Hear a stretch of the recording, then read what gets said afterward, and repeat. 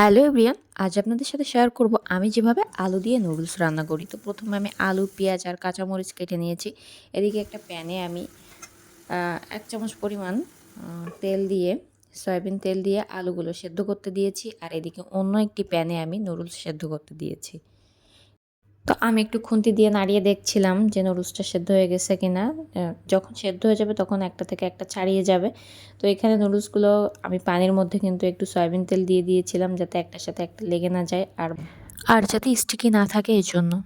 এখন নুডলসটা সেদ্ধ হয়ে গেছে। আমি এখন ওদিকে অন্য পাত্রে যে আলুটা সেদ্ধ করতে দিয়েছিলাম সে ঢাকনা খুলে দেখলাম আলুটা সেদ্ধ হয়ে গিয়েছে।